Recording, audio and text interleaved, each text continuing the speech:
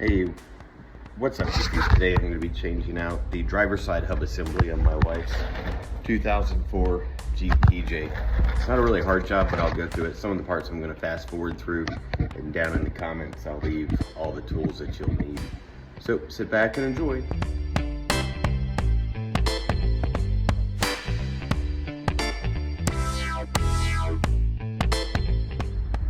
Okay, so I took the tire off, did all that in fast motion so everybody could see what was going on. Took the caliper off, took the rotor off. Make sure that you hang your brake pad up so that way it doesn't drop, because that's the last thing you're going to want to do is break your brake line. Then you're going to be really mad at yourself and say some choice words. So right here, I'm going to take this cotter pin, take it out. There's going to be this little nut. Then there's going to be a wave washer, the main nut, and a washer behind it. And I'll take that off and then I'll show it to you what I got. And then on the back, see if you can see, you have, there it is. You have 3 of these guys. This could be a 12 point. So make sure you use a 12 point. Those guys could be a real pain in the butt. Because like this is a 2004. They haven't probably been removed since 2004. So get some PB Blaster, some penetrating oil. You can see where I've already started soaking it. That's why it looks wet. All right, be back in a second.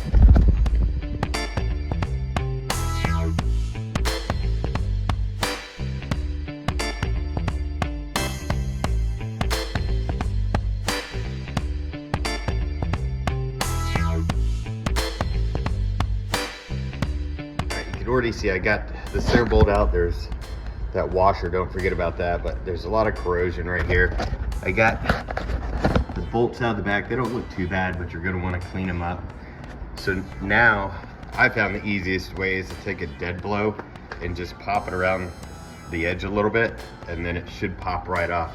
Also, don't just start yanking on the thing. I guess you could if you want to, but don't be alarmed if you do that and you pull your axle out. It all comes out in one piece. This is kind of what holds it back together.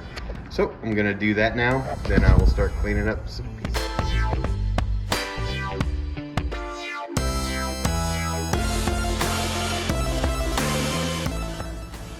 Okay, so see I got it out. My axle popped out a little bit. I saw some rust, so I'm just gonna clean that up. And I'm gonna clean up all my parts, get all the corrosion off of it.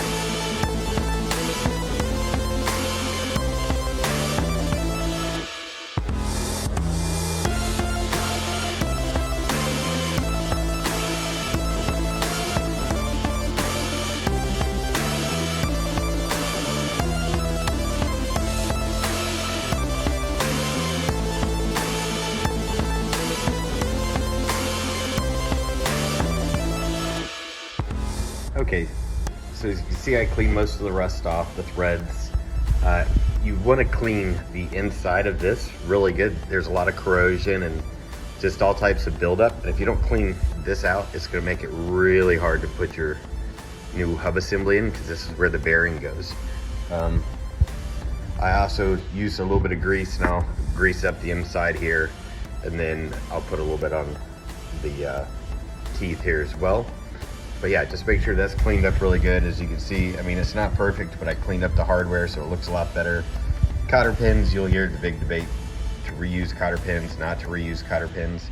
So most of the time I don't reuse cotter pins. I just don't have any cotter pins this big at the moment. So I cleaned it up, took a look at it, and it looks okay.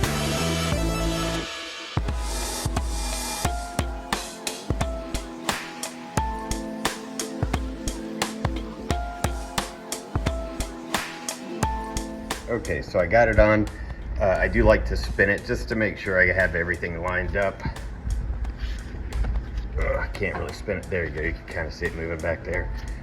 Make sure you don't pinch your finger. I just did that. It hurts real bad. All right.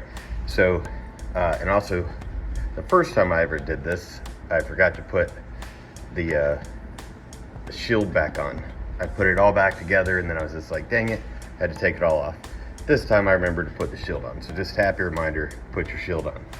Okay, then you're gonna put your washer in. Okay, you're gonna bolt it down.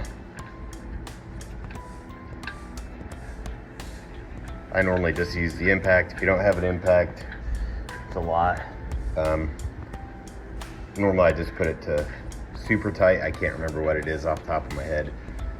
These bolts in the back, they are going to be 75 foot-pounds. So if you have a torque wrench, torque those guys down. And then you're going to put your wave washer back on. You're going to put this guy back on. And then of course your cotter pin.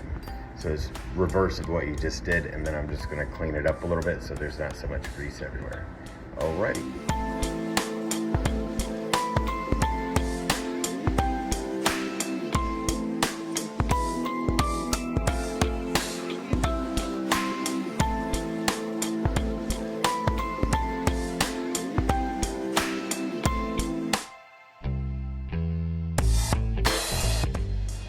All right, guys, got the Jeep all back together. That wasn't too hard, didn't take too long.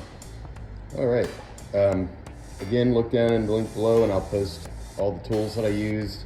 Nothing crazy. This job really, if everything is stuck, will probably take you about an hour and a half if you go real slow. So this just took me maybe 30 minutes and I've done it before, so it's not too bad. All right, guys, if you liked what you saw below, hit the like button and subscribe. See you later. Till next time, keep on Jeeping. Or if you do jujitsu, keep on rolling.